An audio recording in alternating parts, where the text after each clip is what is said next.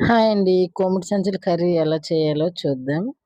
దీన్ని ముందుగానే శుభ్రంగా కడుక్కోవాలి. కడుక్కొని ముక్కలుగా కట్ చేసుకొని పక్కన పెట్టుకోవాలి. తర్వాత ఒక కళాయి పెట్టి అందులో కొద్దిగా ఆయిల్ వేసి ఫస్ట్ ఉల్లిపాయ ముక్కలనైతే వేసుకోవాలి. తర్వాత పచ్చిమిరపకాయలను వేసుకోవాలి. ఈ కోమిటి సంచులు నీట్‌గా చేసుకోకపోతే కర్రీ అంతా చేదుగా అయిపోతుంది. అందులో బ్లాక్‌గా ఉంటుంది. అదంతా తీసి నీట్‌గా కడుక్కోవాలనమాట. లేదంటే కర్రీ మొత్తం అదే చేదుగా అయిపోతుంది.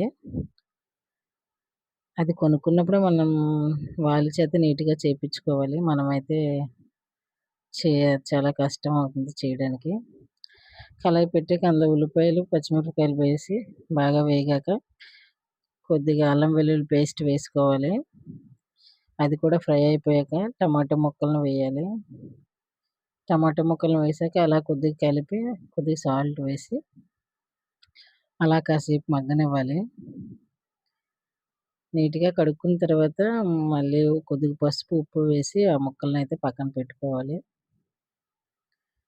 ఆ టమాటాలు కూడా వేగిపోయాక అందులో కొద్దిగా కారం వేసి మనం ముందు కలిపి పెట్టుకున్న ముక్కల్ని అందులో వేసుకోవాలి కోడి సంచుల్ని.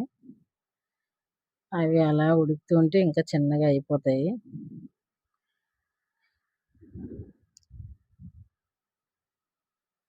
ఉడుకుతూ ఉంది. అందులో కొద్దిగా గరం మసాలా పొడి, కొద్దిగా చికెన్ మసాలా అయితే వేశాను.